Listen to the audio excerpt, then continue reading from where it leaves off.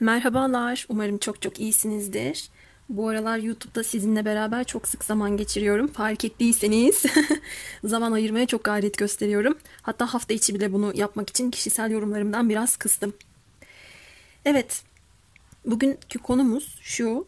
Hiç iletişiminizin olmadığı kişiyle ilgili taleplerin çok geldiğini fark ettiğimden, iletişiminizin olmadığı kişi ne yapıyor, ne ediyor, hayatında neler var, sizi unuttu mu, yoksa size adım atacak mı, iletişim kuracak mısınız, neler olabilir, bunlara bakalım istedim. İki deste oluşturdum. Birinci deste ve ikinci deste olmak üzere. Şimdi birinci destemizin objesini de küçük mektup, ikinci destemizin objesini de büyük mektup olarak belirledim. Seçiminizi yapabilirsiniz. Videonun sonunda sürpriz kariyer açılımı olacak. Videonun kapak fotoğrafına da yazacağım. Algıda seçicilik olsun diye başlığa da yazacağım. Kariyer konusunu çok talep eden olmadığından detaylı açılım yapamıyorum ama böyle yine de videonun sonuna sıkıştırmak, eklemek istedim. İlgilenenler o kısmı da izleyebilirsiniz. Hadi gelin birden başlayalım. Evet, şimdi hiç iletişiminizin olmadığı o kişi. Bakalım ne yapıyor. Arkadaşlar bir de benim kanalımda bir şeye dikkat ettim. Aklıma gelmişken de söyleyeyim. Bu enerjiye dahil oluyorum. Bu enerjiye dahil olmak için kendimi açıyorum tarzında bir şeyler yazıyorsunuz. Ben sizden öyle bir şey istemiyorum. Benim şartlı bir rehberliğim yok. O yorumu yazmasanız da dahil olursunuz o enerjiye, merak etmeyin. Bu tamam sizin kendi içinizden gelerek yaptığınız bir yorum olabilir. Ama onu yazmadığınızda, o enerjiye dahil olmadığınız, o yorumla uyumlanmayacağınız ya da o yorumun sizin için geçerli olmayacağı anlamına gelmiyor. Öyle bir düşünceniz olmasın. Haydi başlayalım. Bakalım bu kişinin hayatında neler olup bitmekte? Ne yapıyor, ne ediyor? Sizden bağımsız soruyorum şu anda.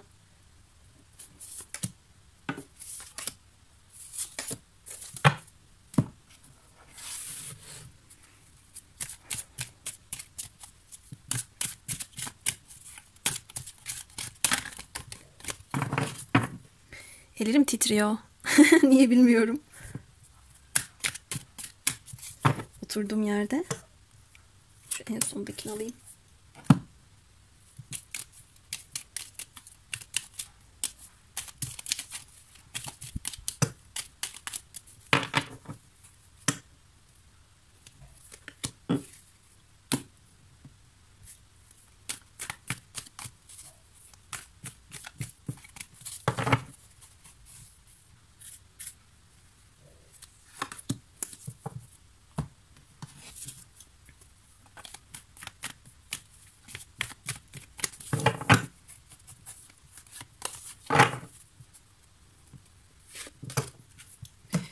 Yeter buraya 4 tane de. Haydi başlayalım.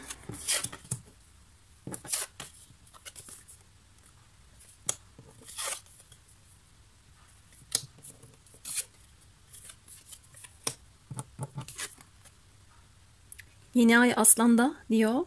Sanırım Temmuz'un son günlerinde Aslan Burcu'nda bir yeni ay olacak. O döneme işaret ediyor. Sizden bağımsız sordum ama siz de gelmiş olabilirsiniz.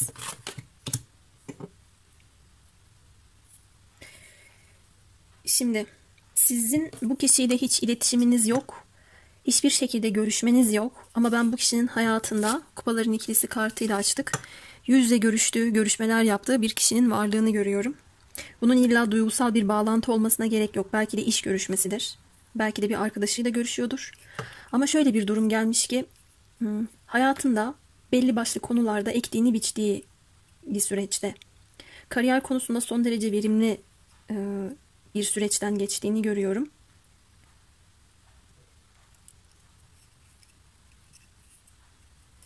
Bu sizsiniz. Yani hissiyatım bana sizin olduğunuzu söylüyor. Sizden bağımsız bile sormuş olsam uzaktaki bir yıldız kadar uzaktaki bir kişiyle ilgili bir yüzleşme yaşadığını, bir ilahi adalete tosladığını gördüm.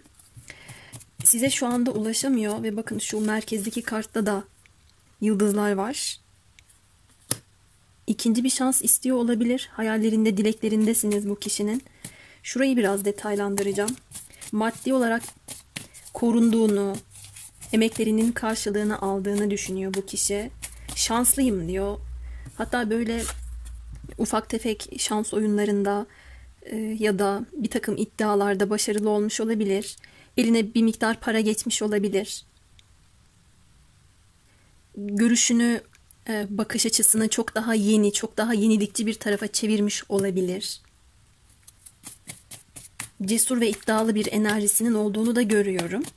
Kendisine güvenmeden, atılımda bulunmadan, girişim yapmadan bir başarıyı elde edemeyeceğini fark ettiği bir an. Şu kişi siz misiniz? Üçüncü kişi mi? Bakalım. Evet, hiç iletişiminin olmadığı o kişi sizsiniz. Kılıç sekizlisi çektim bakın. Sizin en son bu kişiyle bir yüz yüze görüşmeniz olmuş. Yorum değişti şu aşamadan sonra, toparlıyorum. En son yüz yüze görüşmenizin ardından bakın bir ölüm gelmiş burada. Bazı şeyler belki de zamansız bir şekilde bitti. Önemli bir şekilde bazı durumları konuşmak istediniz ama konuşamadınız. Belki bu kişi hazır değildi, belki siz hazır değildiniz. Gerekli yüzleşmeler yaşanamadı. Sizin elinizi kolunuzu bağlamış olabilir. Tutuk hissetmiş olabilirsiniz kendinizi. Bu zamansız ayrılık ya da bir anda bir hışımla kapanan sayfa, kesilip atılan bir durum sizin canınıza acıtmışa benziyor. Gurur yaptığınız şeyler de olmuş olabilir arkadaşlar ama ben bu kişinin size uzaklardan baktığını görüyorum. Her ne kadar tamamen bitmiş bir durumu verse de tekrar ikinci bir şans durumunu da veriyor. Hala şifalandırılabilecek, umut edebileceğiniz şeyler var. Bu kişinin şu an hayatına neler oluyor kısmında maddi olarak kazanç elde ettiğini görüyorum. Yararlı görüşmeler yaptığını görüyorum. Kendisine güvendiğini, yeteneklerini sergilediğini, fırsatlarla karşılaştığını ve şu yoldan dönmezsem eğer gerçekten zafer benimdir ve bu istikrarlı olacak dediğini görüyorum. Bu anlamda kutsal ruhlar ona yardım da ediyor. Burada bakın göklerden gelen 4 tane el var. Ona ihtiyaç duyduğu şeyleri yansıtıyorlar, veriyorlar.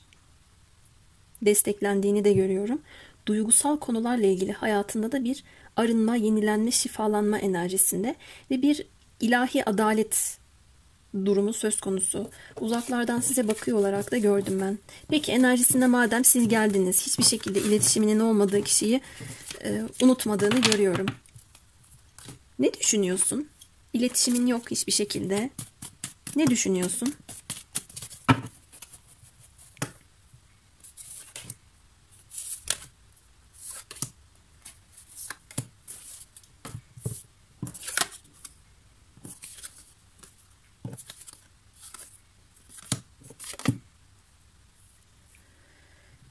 Düşünüyorum, hayal ederek düşünüyorum.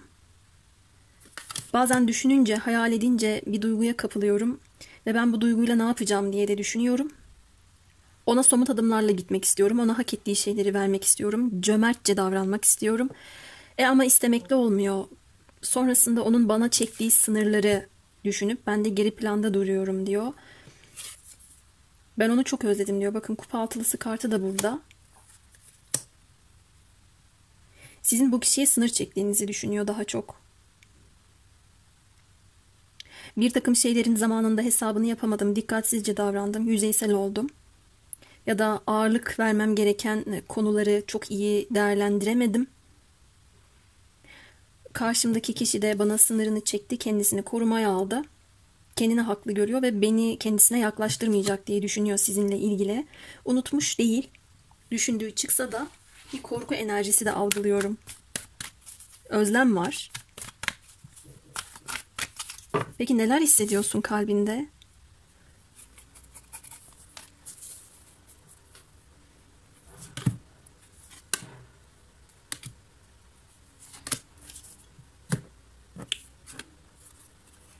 Geri dönmek istiyor. Siz onun kupa kraliçesiymişsiniz. Yardımsever, duyarlı, hassas, karşısındaki kişiye nezaketle yaklaşan.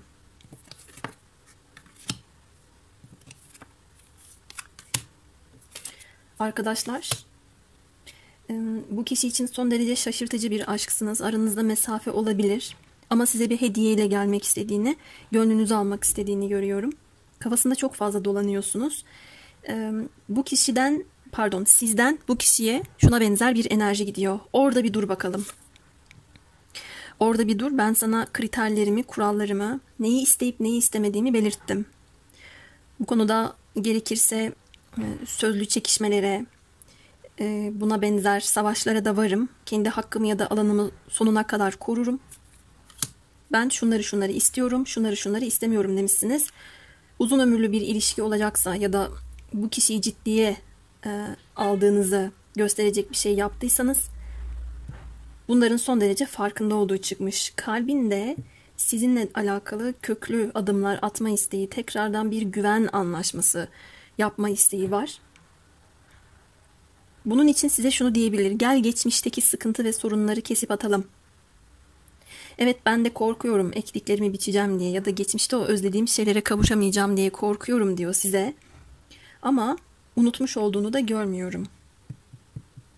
Sadece sizin tepkinizden korkuyor. Niye adım atmıyorsun? Bu bir tamam. Neden? Ama niye adım atmıyorsun? Madem az önce gördük hayatında özgüvenliydin, pes etmiyordun, kendini gösteriyordun.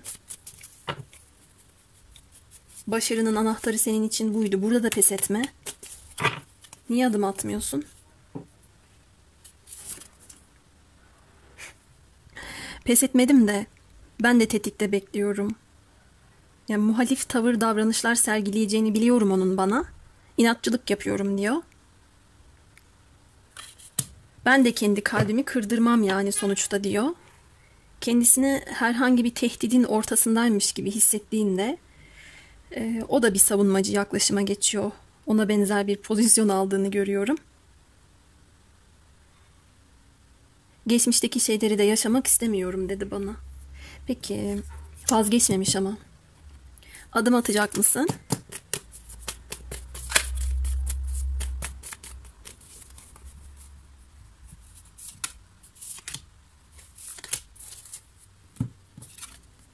Kupaların birlisi. Evet arkadaşlar.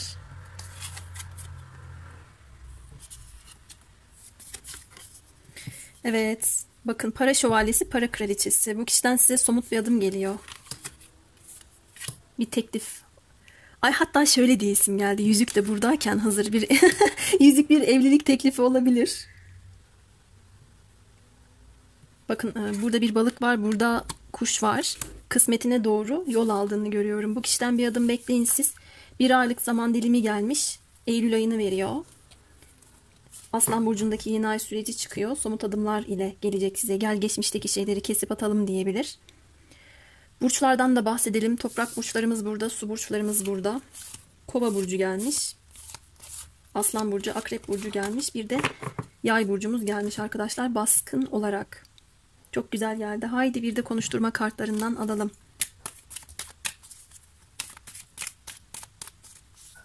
Mesela hiç iletişiminiz yok ama hayatında neler olup bitiyor, ne yapıyor kısmında bile sizinle alakalı durumlar geldi.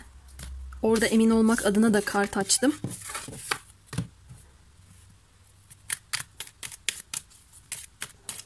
Ne söylersin?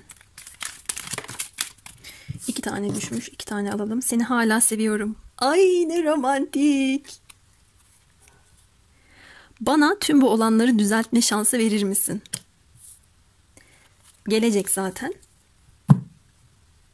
Geleceğini gördüm ben de.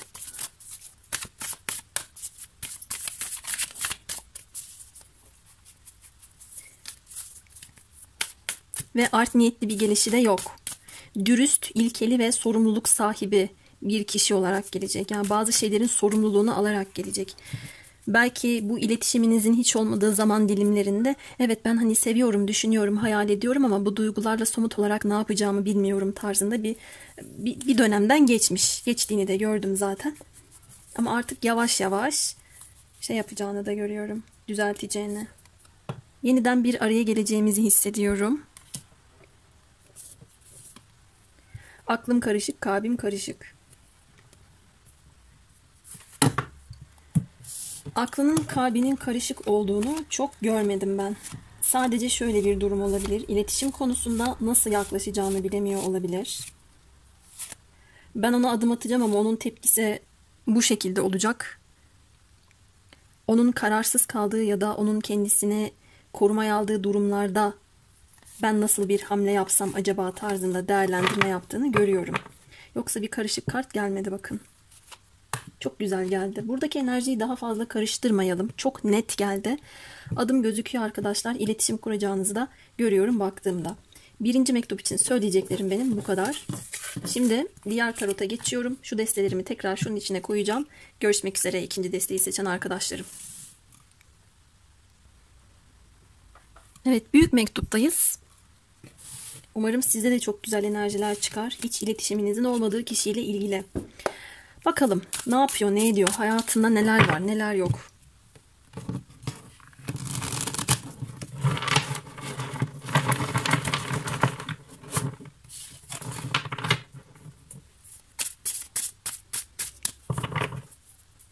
Desteği yeni aldığım için şu anda çok sert.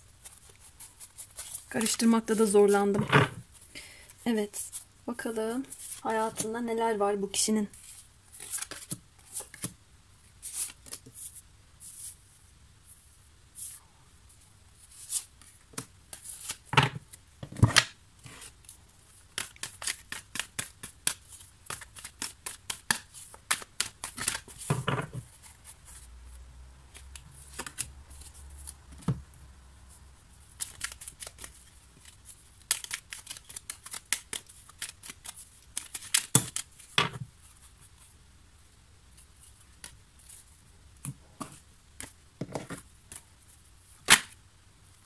Bir tane ters döndü gibi oldu. Şunu alalım.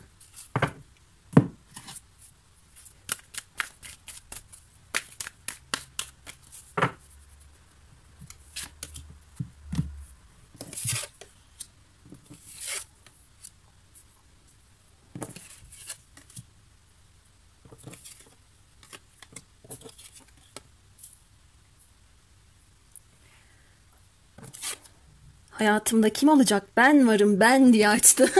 Hayatının merkezine kendisini almış.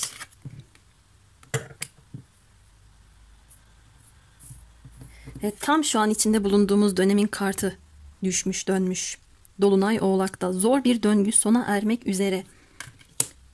Ne kadar güncel bir enerjiyle yorum yapıyoruz ve sona ermiş. Mezar kartı da geldi.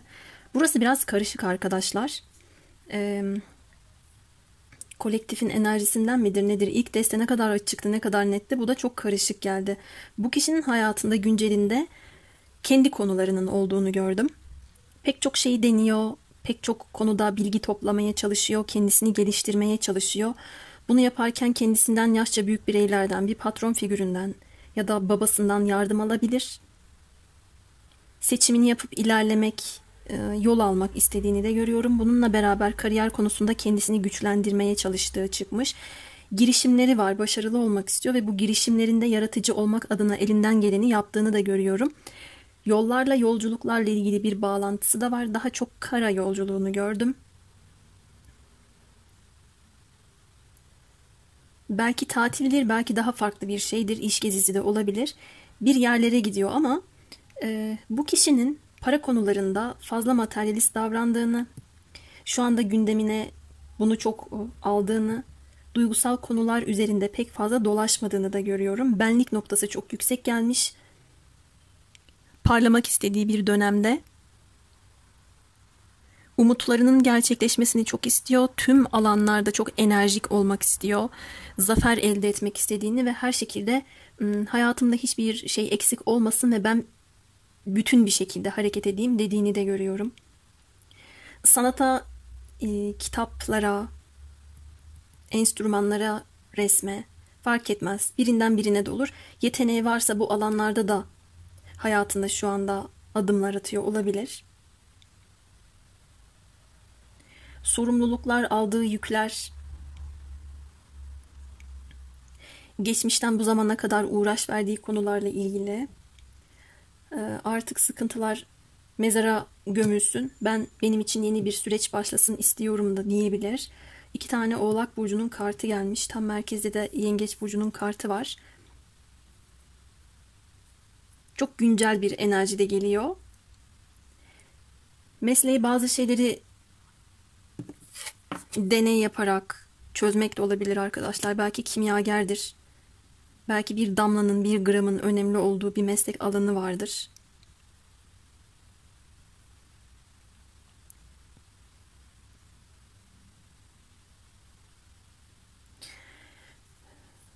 Şuradaki sembol olarak gitarın kenarında S harfine çok dikkat ettim. Aynalama yaptığında da 2 diyor. Sovelo da S zaten. S harfiyle ve 2 rakamıyla ilgili bir durum. Yani 2 vade diyebiliriz. 2 haftadır, 2 gündür özellikle de bu enerji çok yoğun diyebiliriz. Bu kişinin ya da sizin isminizin içinde S olabilir. Genellikle kariyer ve para bazlı gelmiş. Mesleki durumlarla ilgili çok hırslı olduğunu da görüyorum. Bir yerden başka bir yere geçiş yapıyor olabilir. Mevki makam değişikliği olabilir. Yükselme, terfi olabilir bu kişinin hayatında. An enerjisinde bunlarla uğraştığını görüyorum. Henüz eline almamış bunu. Henüz oraya geldiğini görmedim ama o yolda ilerliyor. Bu anlamda da kendisine güvendiği çıkmış. Rakiplerimi elemek istiyorum dediğini gördüm. Ben buradaki enerjide bir yerde de bir kısımda da şunu algılıyorum. Buraya bu kadar eğilim göstermesi duygusal konularla ilgili bir takım şeyleri düşünmemek adına. Yüzleşmek istemediği bazı konular da olduğunu görüyorum. O yüzden kendisine fiziksel olarak çok yükleniyor olabilir. Hırslı davrandığını görüyorum.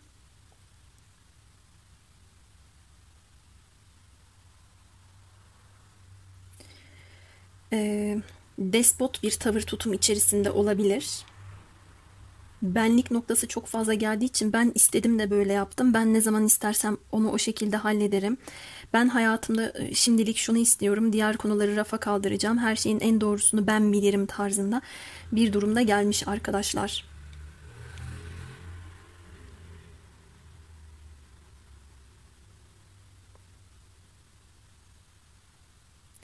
Belli başlı konuları da inceleyip sık dokuduğu bir dönemde.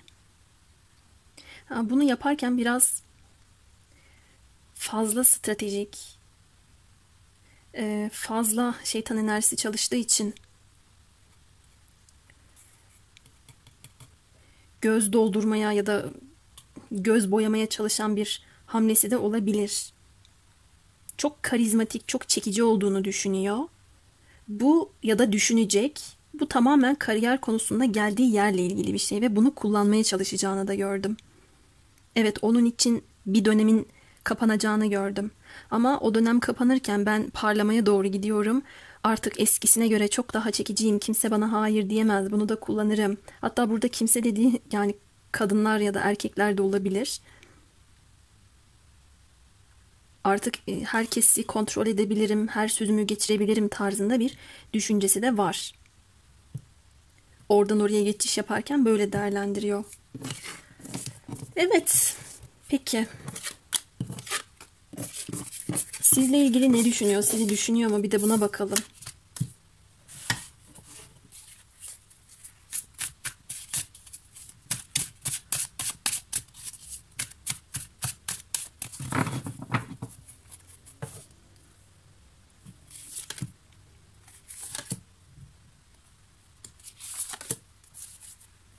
Bir de neler hissettiğine bakalım.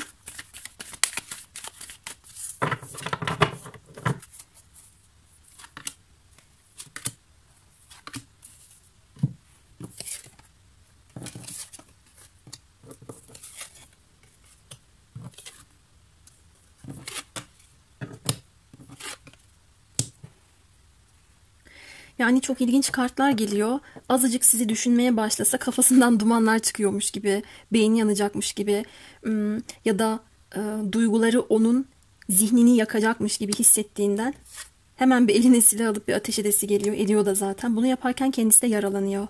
Ama ona doğru olan bu geliyor. Çok ilginç. Düşünmemek adına verdiği bir muazzam mücadeleyi görüyorum. Ve yine kırmızı teması hakim, kendisini kasıtlı olarak para noktasında tuttuğunu gördüm. Yeteri kadar güçlü olmadan, güce gelmeden, kendisine bir konuda hakim hissetmeden sürekli bunu yapacağını da gördüm. Burada ya bu kişi sizi kafasında bitirmeye gayret gösteriyor, duygularını kanata kanata yok etmeye çalışıyor. Ya da bu kişiyi siz bitirmişsiniz de bu düşünceye geldiğinde bu düşünce onu yakmasın, mahvetmesin diye değişik bir psikoloji. Hayır hayır diyor, ben bitireyim, ben sonlandırayım dediğini görüyorum. Yine de doğru ve dürüst bir şekilde vicdanından tamamen de kopmadan, oraya aykırı davranmadan hareket etmeye çalıştığını da görüyorum. Ama bu kişinin ben çok esnek bir karakter olduğunu görmedim. Ona göre şu doğruysa doğrudur, yanlışsa yanlıştır. Ben bilirim diyen bir tavrı vardı ya, demin yorumladım. Duygu dünyasında ise aranızda acı bir ayrılık, çok zor bir değişim, çok zor bir dönüşüm. Sizle ilgili önemli kararlar alması gereken bir nokta geldiğinde zaman zaman vicdan azabı çekmesi, zaman zaman inisiyatif almanın, hoşgörülü davranmanın, fedakarlık yapmanın bu kişi için ne kadar da zor olduğunu hissedip düşünmesi ve bunun ağırlığı altında ezilmesi anlamına geliyor. Hepiniz için uymayacaktır ama belki bu kişi evli olabilir, çocuğu olabilir. Bu yüzden de aklına geldiğinizde bilerek eline silah alıp yok ediyor o düşüncelerini. Olabildiğince algısını farklı bir tarafa çevirmeye çalıştığını da görüyorum. Şu anda bir kararlılık eksikliği var bu kişide. Duygu dünyasında. Peki adım atar mısın? İletişim kurar mısın?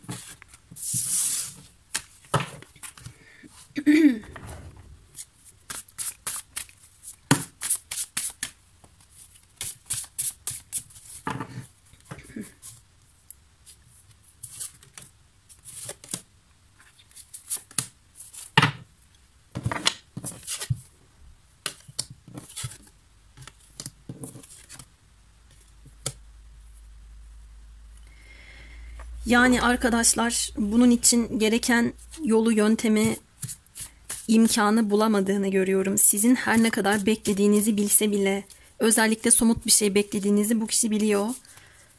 Konfor alanından çok çıkmak istediğini de görmüyorum. Şimdi çok ilginç gelmiş. Hem bir çaresizlik psikolojisi, yalnızlık, belki bir yerde yokluğunuzu hissetmesini görmeme karşın, bir yerde de ben böyle iyiyim, rahatım, keyfim yerinde tarzında bir durumu var. Siz bu kişiye arkanıza dönüp gittiyseniz eğer, ya parasız olduğunu da görmedim enerjisinde ama somut adımlarla ilgili bir kıtlık enerjisini çalıştırdığını gördüm. Yok diyor, benim sana vereceğim bir şey yok diyor.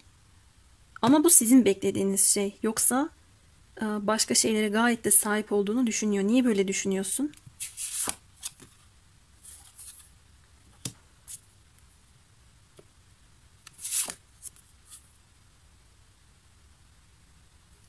Ha, bakın, para konularında kendisine çok güvendiğini görüyorum ama ikiniz arasında sağlam temeller eksikliği olduğunu düşünüyor olabilir. Çok çaba sarf etmem gerekiyor. Onun dünyasına girebilmem için ya da dünyalarımızı bir araya getirebilmek için. Dünyalarımızın da bazen farklı olduğunu düşünüyorum. Çok fazla sorumluluk almak gerekiyor diyor.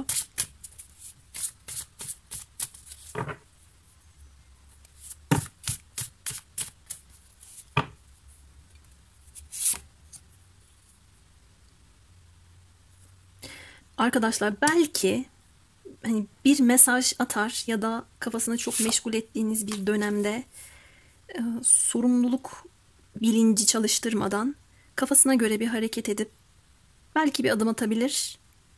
Ama bunun devamı ne kadar gelir ben pek emin olamadım.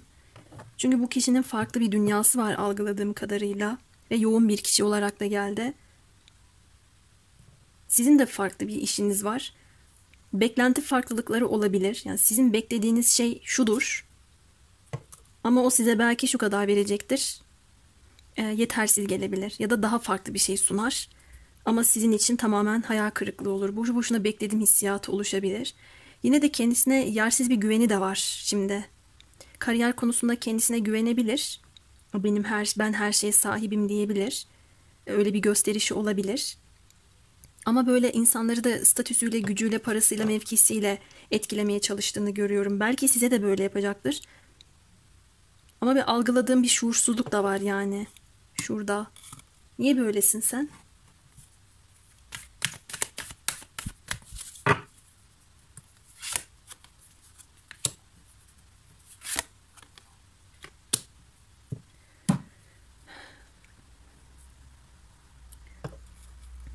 Bu destenin enerjisi çok karışık. Kendinize uyanığı almanızı istiyorum. Belki bir yüzük mevzusu olabilir hayatında. Evli olabilir. Çocukları olabilir. Hem o tarafı idare ederken hem de sizi idare etmek bu kişiye biraz zor gelebilir. Yine de kendisinde hak gördüğü, ben canım isterse her şeyi yaparım dediği bir pişkinliğinin olduğunu da görüyorum. Niye böylesin sen dediğimde, çünkü ben onun beklentilerini sunabilecek bir istikrara sahip değilim diyor. Evet, bazen içimde bir vicdan yaptığım durumlar da söz konusu. Bir de ilişkiye dışarıdan müdahale eden insanlar da var dediğini görüyorum. Unutmuş olduğunu görmedim ama adım atsa bile sizin isteklerinizi karşılayamayacağını biliyor. Ama bilmezlikten geliyor gibi. Ben çok rahatım, ben çok kendime güveniyorum. Hallederiz ya tarzında bir enerjisi var ama yok.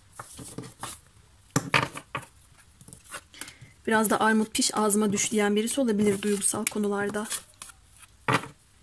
Peki konuşturalım bakalım, ne söylersin?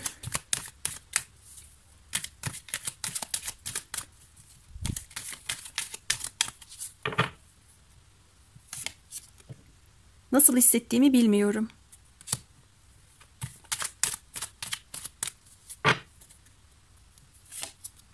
Senin için hazır değildim. Evet, ama kendisini parayla hazırlamaya çalışıyor. O şekilde göz boyamaya çalışıyor. Bu da doğru bir yöntem değil. Zenginliğiyle, parasıyla, statüsüyle. Bana göre hala hazır değil. Hazırmış gibi gösterebilir. Başka ne söylersin? Seni arzuluyorum ama bunun aşkla ilgisi yok. Şeytan kartı da gelmişti enerjisinde zaten. Ters döndü bu. Mutsuzluğumun içinde seni de mutsuz etmekten korkuyorum diyor. Arkadaşlar, bu ikinci mektubun enerjisi aşırı derecede karışık. Sanki yasak ilişkiler, yanlış durumlar, yaşanmış üçlü durumlar, iç içe geçmiş sıkıntılar, sorunlar var. Bu kişi sizinle bilerek iletişime geçmiyor olabilir. Bir şeyler yaşanmış ama yaşanırken nasıl hissettiğini ya da yaşandıktan sonra nasıl hissettiğini, ne yapacağını tam bilemeyen ama çok biliyormuş gibi kendisini gösteren bir enerjide de olabilir. Ben burada bir şey göremedim, üzgünüm. Sıkıntılı ve bana göre sıkıcıydı. Uymuyorsa kabul etmeyin. İkinci zarf içinde, mektup içinde söyleyeceklerim bu kadardı benim. Şimdi sürprize geçiyoruz. Kariyer açılımı yapacağım. Kariyer açılımı için hazırlıklarımı tamamlayayım. Sonra videoda tekrar görüşeceğiz. Evet, kariyer açılımındayız. Deste seçmeyeceksiniz. Ben destelerinizi oluşturacağım. Ondan sonra siz seçeceksiniz.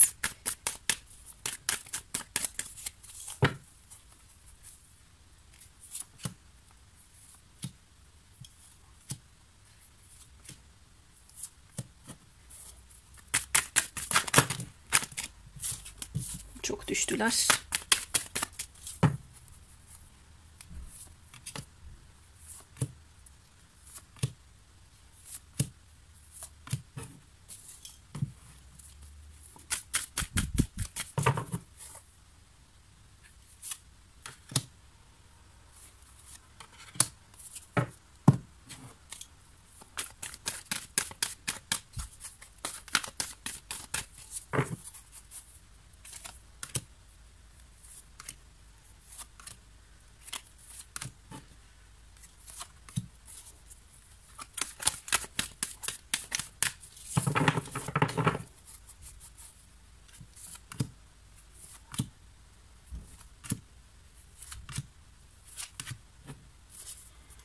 Evet, seçenekleriniz hazır. Sol kısım birinci, sağ kısım ikinci deste olarak değerlendirebilirsiniz. Objelerinizde birincisine deniz yıldızı koyuyorum. İkincisine de ametist taşı koyuyorum. Bakalım sizlere verilen mesaj neymiş? Seçemediyseniz videoyu durdurun. Ben deniz yıldızından başlıyorum. Kariyer için. Bakalım hayat amacınızın ne olduğu çıkıyor. Özgürlük. Seçtiğin şeyi yapmakta özgürsün. Özgür olmak istiyor olabilirsiniz. Bir yere, bir topluluğa, bir kişiye bağlanmak istemiyor olabilirsiniz. Serbest meslek yapmak istiyor olabilirsiniz. Ya da eğitim, kariyer konusunda kimsenin lafı sözü olmadan, kimsenin müdahalesi olmadan kendi içinizden gelen sesi dinleyerek hür iradenizle bir şeyleri tercih etmek istiyor olabilirsiniz. Böyle bir durumunuz gelmiş.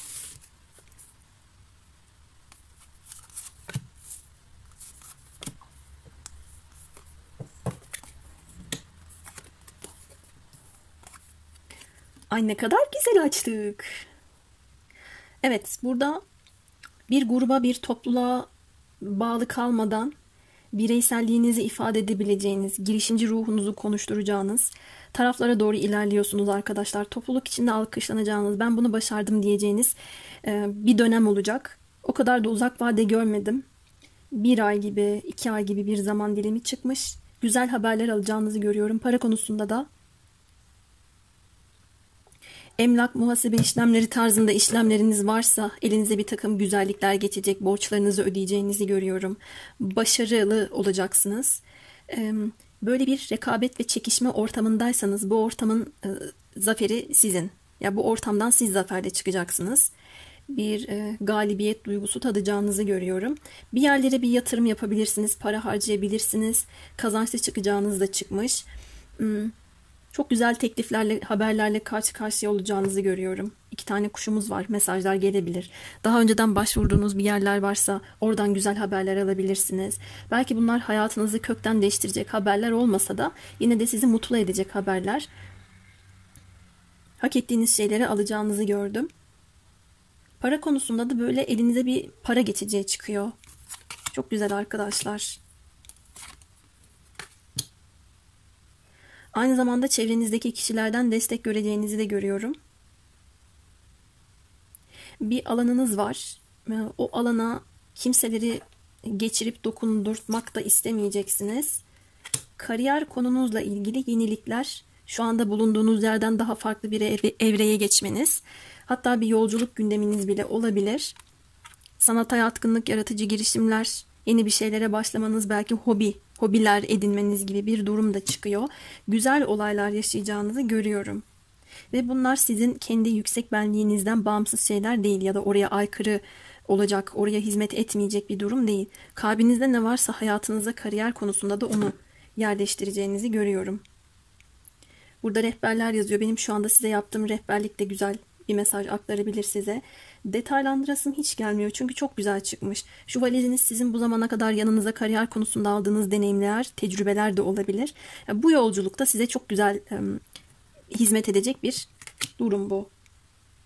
Bir kısmınız için bir kapı var. Henüz açılmamış. Eylül'de açılabilir. Eğitim, kariyer, daha farklı bir olay.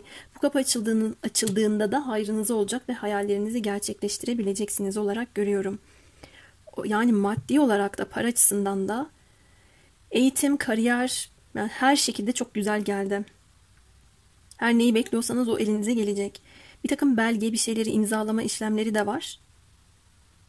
Bir ev sahibi, bir araba sahibi olabilirsiniz. Ya da bir şeyleri kiralayabilirsiniz. Daha özgür olabileceğiniz, daha kendinize rahat bir şekilde hareket ediyorken görebileceğiniz bir an geliyor arkadaşlar. Çok güzel geldi. Umarım da böyle olur. Hadi ikinciye geçelim.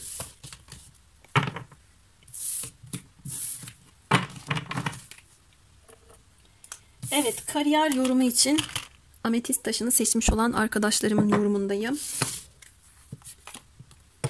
Danışmanlık. Evet, sıkıştığınız bir konuda danışmanlık alabilirsiniz. Sözüne, tavsiyelerine güvendiğiniz bir kişiden de yardım alabilirsiniz. Bu bir hocanız olabilir. Bu çevrenizde tecrübeli olan birisi olabilir ya da şu anda ben olabilirim.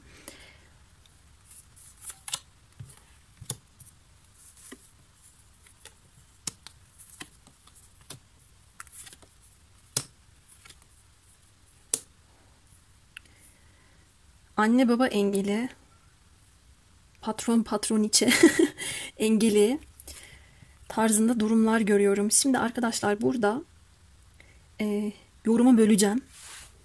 Örneğin eğitim hayatı devam eden arkadaşlarımla başlayayım. Bir şey tercih etmek istiyor olabilirsiniz ama etrafınızda güçlü bir baba figürü, liderlik vasfı yüksek, sözünün geçmesini isteyen bir baba figürünüz olabilir. Bir de bir o kadar güçlü anne figürünüz olabilir ya da abla. Artık hayatınızda baskın karakterler kimse.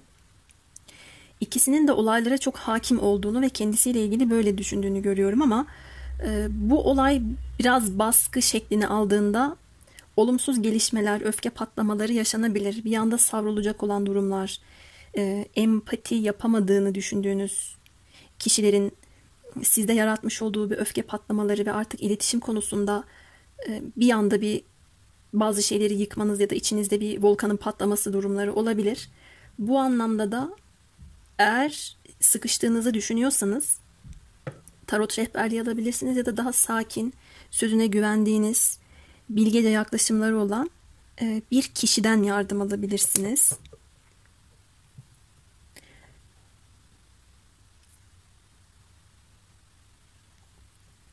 Bazı şeyler kontrolsüz bir şekilde ilerlese de sonrasında biraz beklemeye alacağınız sakin bir döneme de geçiyorsunuz.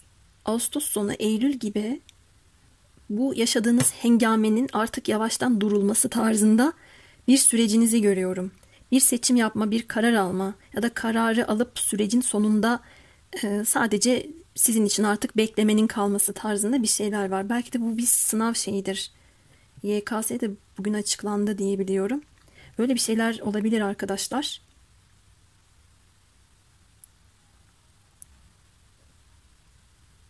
Bekleyişinizi görüyorum. Bununla beraber kariyer konusunda bir kurum kuruluş gelmiş. Burayla ilgili bir değişim, bir özgürlük ihtiyacı, bir anlaşmazlıklar, iletişim kurmak istemeler var. Aynı zamanda iletişim kurmadan bu konuları, anlaşmazlıkları artık yenmemizin bir anlamı yok diyerek şu anda çalıştığınız ya da bulunduğunuz durumu yıkıp yepyeni bir tarafa doğru bir sayfada açıp gidebilirsiniz. Bunun için iç sesinizi dinleyerek hareket edeceğinizi de görüyorum. Para konularında da kendinize, yani nerede güveniyorsanız, nerede kendinizi motive olmuş hissediyorsanız o tarafa doğru enerjiniz akıyor. Burada dışarıdan gelen müdahaleler var. Çok da sizin kontrolünüzde değil gibi. Yeni girişimler içinde olacaksınız.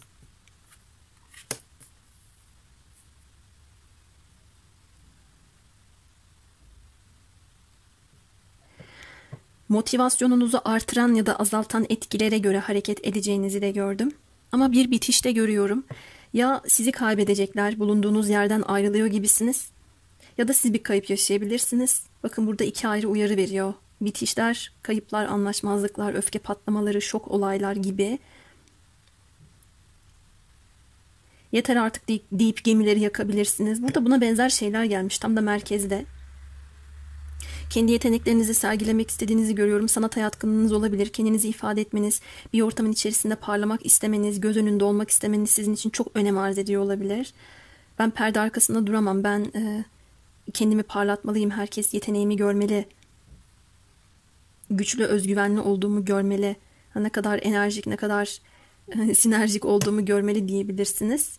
Sizi gerçek yapan şeyin de bu olduğunu gördüm. Yeni girişimleriniz var ve artık niyetinizde hak ettiğiniz yere doğru koşmanız çıkıyor. Bunun için biraz bekleyebilirsiniz. Çok ilginç bir şey gelmiş.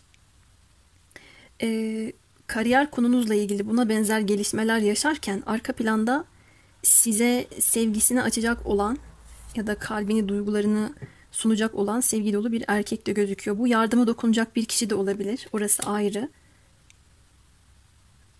Böyle bir durumda yansımış. Her zaman ikinci desteler bu ara buna dikkat ediyorum. Biraz karışık geliyor. Parayla ilgili doğrudan bir şey söyleyemem. Ama yenilikler var. Hızlı bir şekilde gelen iletişim durumları ya da hızlıca kopacak iletişim durumları olabilir. İçinizden gelen sesi dinleyerek hareket edeceğinizi de görüyorum. Buraya bir kart daha açasım geldi benim.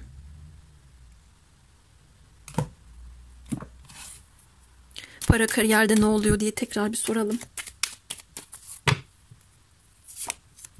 Evet, sürecin sonunda bir kutlama var ama şuradaki değişim yaşanmalı. Bitiş, kopuş, yıkılış, öfke patlaması, anneye babaya bağırma, patronlara bağırma, Bunun uyarısını da yapabilirim. Bakın, eğer bir yerden gitmeyi düşünüyorsanız ortalığı alan talan ederek gitmeyin. Yani bir yıkım izi bırakıp gitmeyin. Çünkü burada da size kendi değeriniz ya da kendi potansiyelinizle ilgili bir mesaj veriliyor. Belki de bir şey algıladınız. Onlar size algılattı. Oraya ait olmadığınızı fark ettiniz ya da çok daha yüksek bir enerjiyle başka bir yerde daha verimli çalışabileceğinizi düşündünüz. Onlar sizi kaybetmiş. Şu giden gemi sizsiniz. Sürecin sonunda bir kutlama var, bir sınav başarısı var, mezuniyet var, bir terfi konusu, yükseliş konusu var. Dediğim gibi hatta bu sürecin sonunda söz nişan düğün tarzında bir şey yaşayacak arkadaşlarım bile var yani. Önce şu kariyerimi bir halledeyim de peşi sırada bu gelsin diye bir sıraya koyduysanız o da geliyor. Güzel güzel. Ufak tefek sıkıntılar gördümse de değişimlerle beraber gelen sonrasında güzele bağlanıyor. Bu açılımın enerjisi Koç burcundaki dolunaya kadar gidebilir. Ekim ayına kadar, bilginiz olsun. Evet, ametist taşı içinde söyleyeceklerim bu kadar benim. Bugün sizlere 4 tane deste seç, 2 ayrı konu yaptım. Umarım memnun kalmışsınızdır. Yine açılımlarda görüşmek üzere. Kendinize çok çok iyi bakın.